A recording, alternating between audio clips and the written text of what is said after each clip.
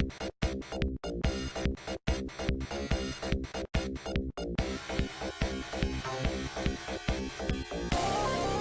buddy, welcome to the G1 Report. Thanks for tuning in. So, A Block, Night 3 has just wrapped up, and this was actually the first show that I skipped a few of the undercard matches just because I'm so far behind at this point. That's where I'm at right now. Until I catch up, I'll be skipping a few of them.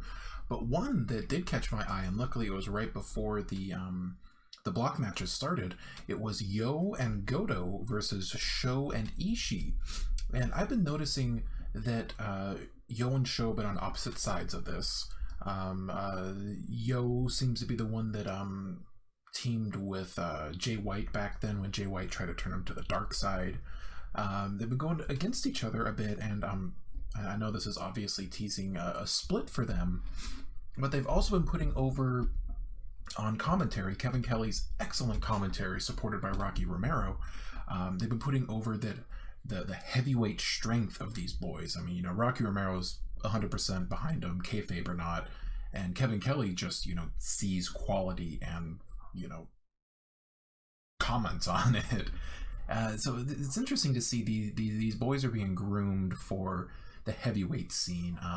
The junior scene, I mean, with Takahashi out, the junior scene seems to be fading, dwindling, and dying, honestly. At this point, I think if it wasn't for Kushida, there wouldn't really be much of a junior division. Is it a good thing or a bad thing? Well, left to be seen. But that being said, I wouldn't mind seeing Takahashi get into the main event scene with Will Ospreay, throw some Dragon Lee in there. Oh my goodness, that'll be fantastic. It'll definitely undercut the Young Bucks moving up. Whenever people move up, which is kind of a weird way to think about it, especially because you got guys like Kushida and Liger. Granted, Liger flirted back and forth. I think he was in a G1, but yeah, it kind of cuts them short, you know. So it'll be interesting to see what happens. Time will tell with that. But coming up, we have our first block match of the night, and that was Elgin versus Switchblade. Before the match started on commentary, I believe Rocky said that Okada forgave Switchblade for, you know, the shenanigans that he pulled. Switchblade comes out saying, no, this is still his chaos. He's all cocky. Elgin comes out. At this point, both men are undefeated, so it's interesting to see who will take this loss, who is being pushed that little bit harder. Before this match, I was pretty sure Elgin was going to take it. Elgin was over in Corrigan Hall. Like, people were just going crazy for him. Granted, I mean, I know people love Elgin, but I don't know if that's because of Jay White's heel work, because he is in that, like, dastardly hated heel zone. Commentary was getting over Jay White's time at the dojo, saying that, you know, all of it is there. His mat technique is solid, which it is, and it's there because he spent years at the dojo. This was an awesome slow burning match that built to just like an excellent back and forth between these guys. There was just a lot of just those chops back and forth, like, oh god, like New Japan and their chops, that they know how to make you feel it like in your chest. It's just like this match with some of those chops, like Big Mike was making Jay White pay for his sins. Like this, I know I said it last time, but this is a penance match for Jay White. He took one heck of a beating, kicking out of a fantastic sequence from Michael Elgin, and then that led to more Switchblade ref shenanigans, where Switchblade gets the ref in the corners, some bump happens, and then he does a low blow. So I was talking to a friend of mine, and I've been really enjoying. We've all been really enjoying these Switchblade matches. It's quality stuff. Like the guy puts on quality matches. Has great heel work. You know, great on the mic. All around a great package. For me, the biggest thing is these finishes. It's like, I might catch some heat for this, but it's like when you're watching a Roman Reigns match, and you kind of get lost in it. And you're like, wow, this is a pretty cool match. I got some good back and forth. I'm excited to see how this finished. Spear 1, 2, 3. You're like, that.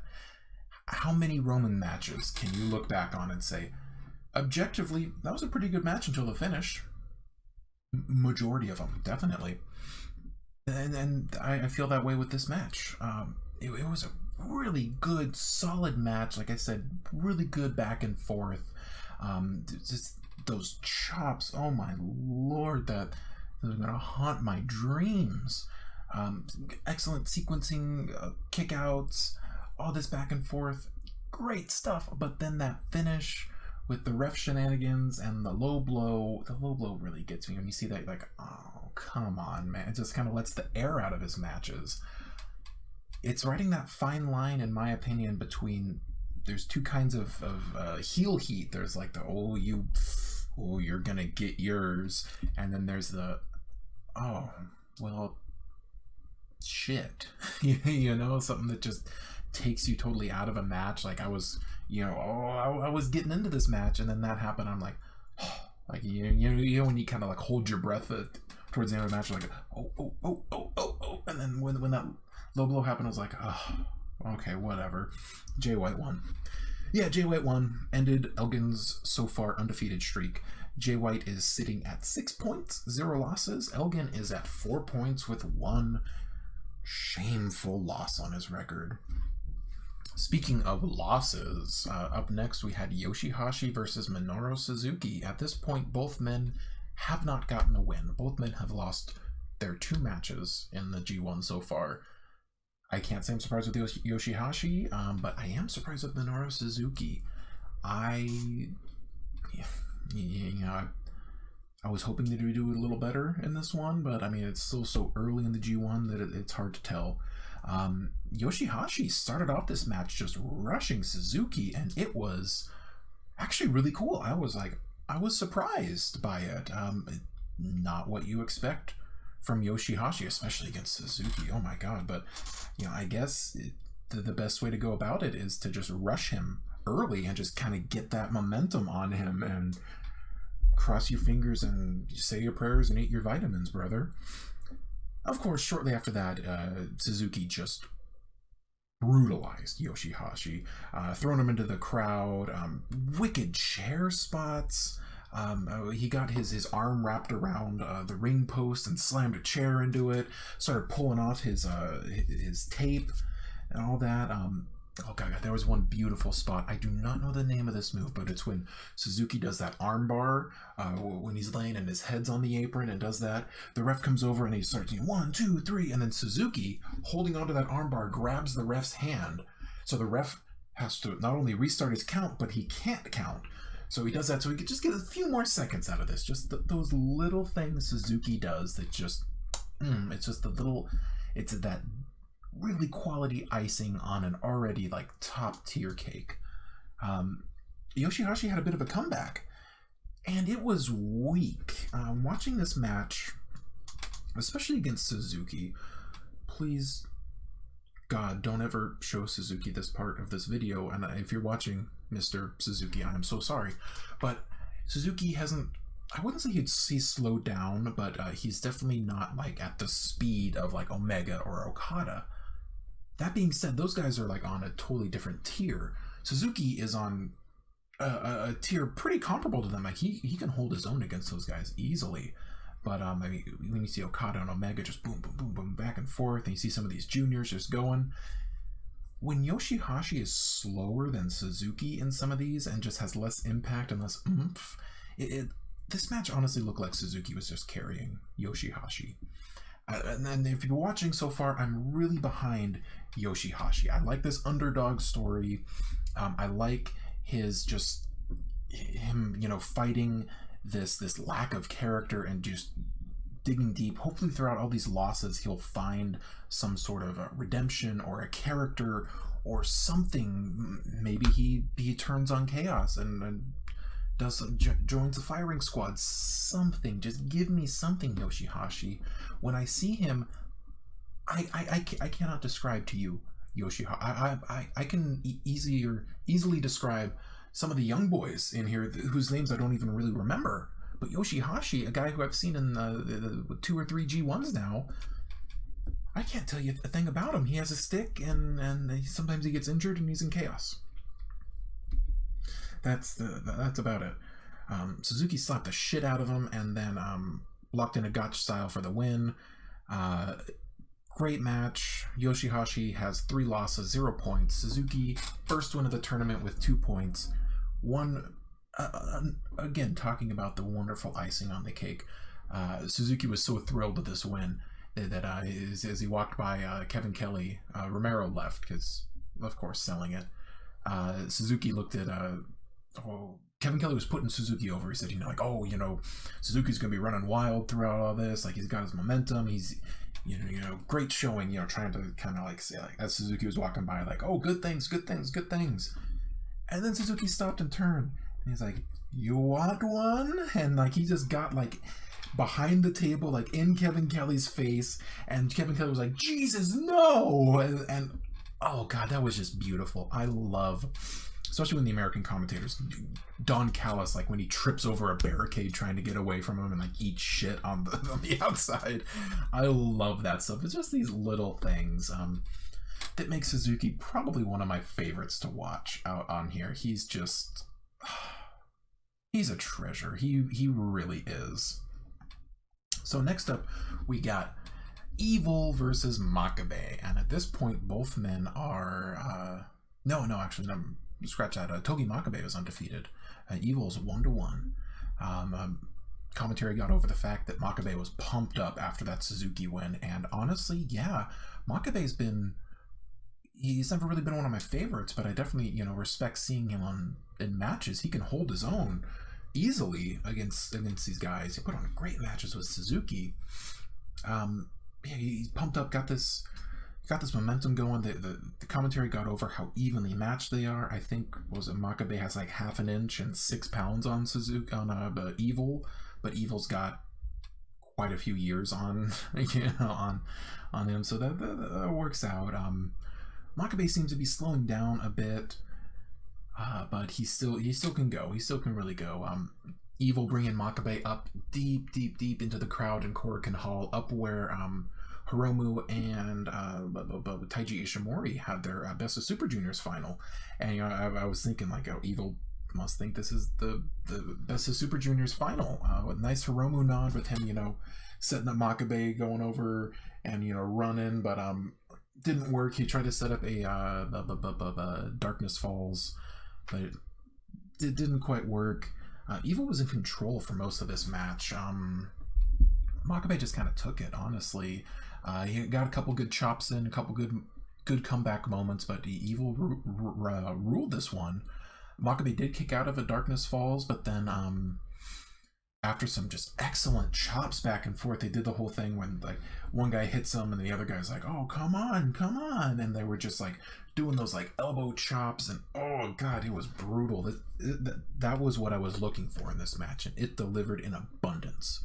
So just because of that, this match is good. If you just want to see some big, thick, mean bastards, like never open weight bastards going at it, this is the match. Evil did win with an Everything is Evil, and that puts both men tied at 2 wins, 1 loss, 4 points apiece. Evil as your winner. Up next was a match that I had circled on my calendar. Hiroshi Tanahashi versus Bad Luck Folly. And in retrospect, I kind of wish that this match headlined, because no, the finish holds it back from headlining. Now I totally see that. Folly comes down with Tongaloa in his corner. Tanahashi comes down just ace of the universe. That means what it means. Tanahashi started off really strong. Tongaloa was attacking Tanahashi after he got thrown over the barricade. Folly grabbed a chair and was distracting Red Shoes while Loa got some hits in. And the Japanese commentary guys are trying to wave over Red Shoes and like, hey, look, shenanigans are happening and your back is turned. Get used to it. Folly kind of took over a bit and started wrecking Tanahashi, and then they've moved on to a decent back and forth between the two. Oh my goodness. There was one spot when Folly set up Tanahashi for a bad luck fall, and Tanahashi freaking reversed it into this like reverse Rana roll up. Definitely, things to come. In this match, the story from Folly's side was him trying to, through whatever means possible, whatever shenanigans or fuckery possible, Folly was setting up Tanahashi for the bad luck fall. Because the King Kong knee drop, like, there are a few of these moves that you just don't kick out of, like very protected moves. And bad luck fall is one of them. So he knew if he got Tanahashi with the bad luck fall after, some outside shenanigans, some of this and that, some roughing him up, that he would win. And he's probably right. But that was an excellent reversal on a roll-up. I always just have a big pop for Tanahashi matches. I don't know, like, I think it was maybe like last G1 that I just really got into Tanahashi.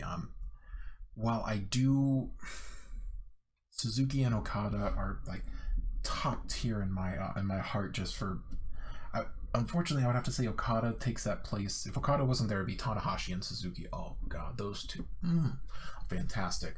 But I always just pop for Tanahashi's matches. Whenever he gets a sling blade, I'm like, yeah, sling blade, and then twist and shout, yeah, go Ace. It's just, oh god, he's just so much fun to watch. So much fun to watch. Oh, then we got another bad luck fall set up, but then he reversed it into a sling blade. Yeah. Oh god, that was. Then unfortunately, there was, I don't quite remember how it happened, but there was a nasty ref bump, and then Tonga Loa comes in and starts beating him up. Tama Tonga came out of nowhere with a wicked gun stun. Take that, Randy Orton, out of nowhere. Freaking Tama Tonga's got you beat. Red Shoes saw Tama Tonga in there. After Tanahashi took all this beating, Folly kind of, threw an arm over him. The crowd was just booing, like, no. Red Shoes was sitting there looking like, my job, what happened? And he looks at Tonga Loa, and he just throws up the double birds and throws the match out. Tanahashi wins by disqualification. Good call, Red Shoes.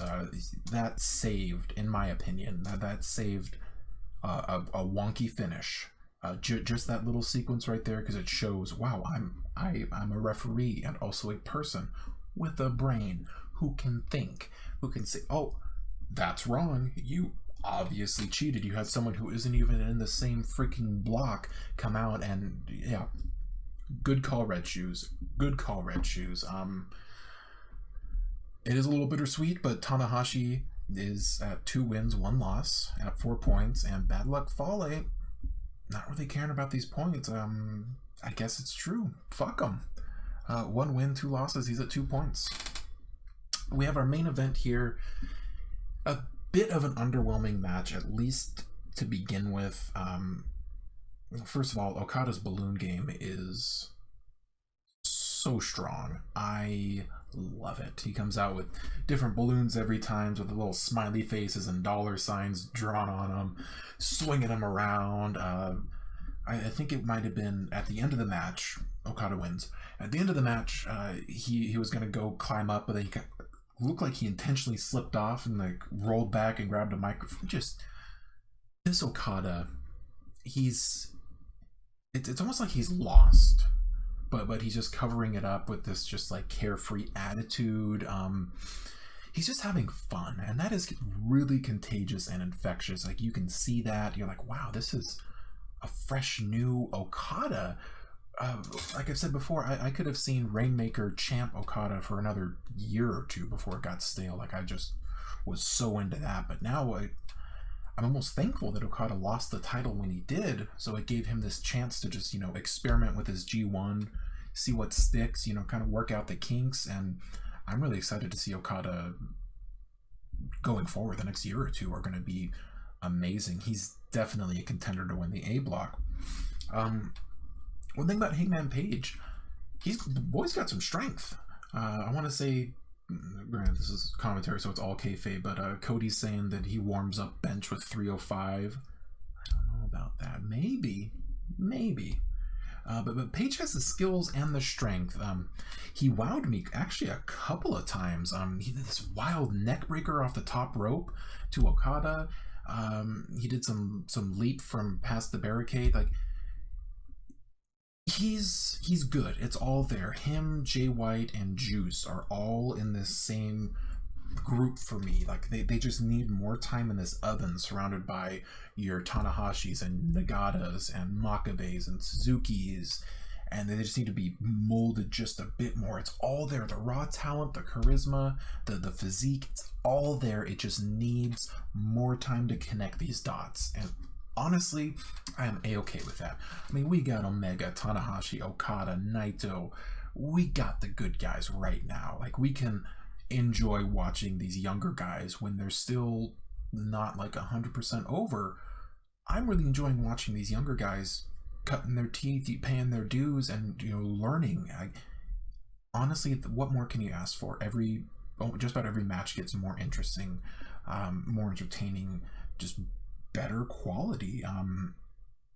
There was kind of a sloppy reversal of a Rainmaker from Okada into a failed rites of passage from Page.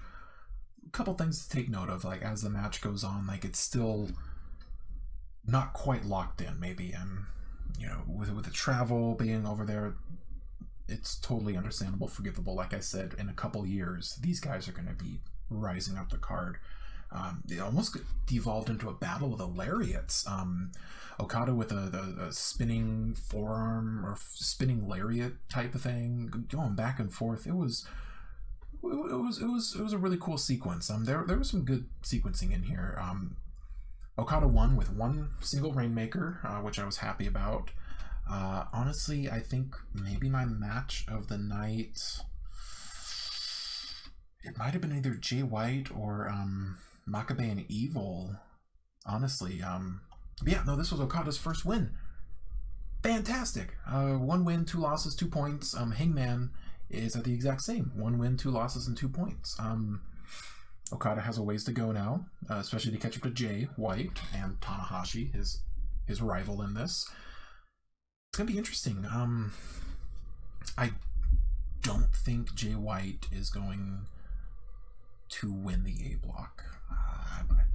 I don't know. I doubt it. I'm still going with either Tanahashi or Okada. I might be leaning a bit more towards Tanahashi now, but then Okada could have that whole, like, oh, I lost in the finals. Almost positive the winner's going to be from the B block. The B block's too good at this point for the B block not to win this. But anyway, I've been rambling for far too long. Thanks so much for tuning in, and keep an eye on the channel because I will be doing far more reviews now. I got a few days off, so I'm catching up and burning through all these. Until next time, have a nice night. Bye.